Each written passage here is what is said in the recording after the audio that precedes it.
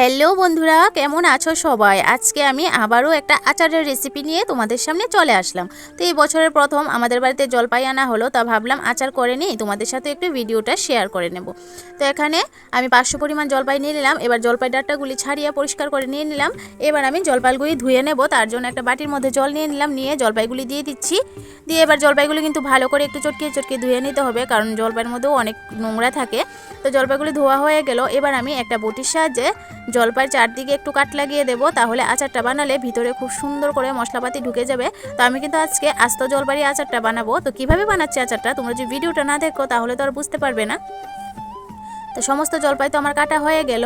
এবার আমি পরিমাণ মতো লবণ আর হালকা একটু হলদি গুঁড়ো দিয়ে জলপাইগুলি কিছুক্ষণ সময়ের জন্য মাখিয়ে রেখে দেবো। তো আচারটা যখন আমি বানাবো তখনই কিন্তু আমি এক্সট্রা কোনো লবণ দেবো না, এখানে আমি পরিমাণ মতো লবণটা দিয়ে দিলাম। তো ভালো করে সমস্ত জলপাই তো মাখানো হয়ে গেল। এবার জলপাইগুলি রেখে দিলাম।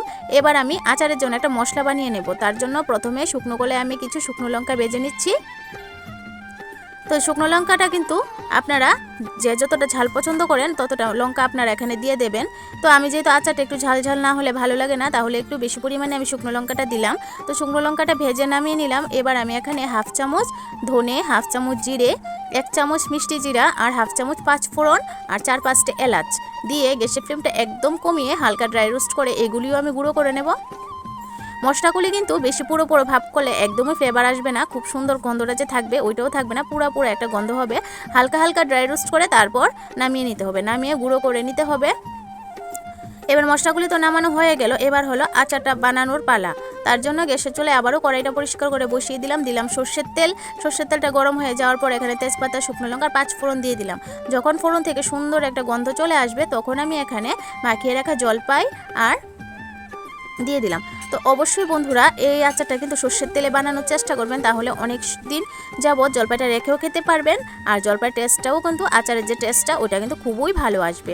তো কিছুক্ষণ সময় গরম তেলের মধ্যে জলপাইগুলি নাড়াচাড়া তো করে নিলাম। এখানে আমি পরিমাণ মতো চিনিটাও দিয়ে দিলাম। তো এখানে আপনারা চিনির বদলে কিন্তু গুড়টাও ব্যবহার করতে পারেন।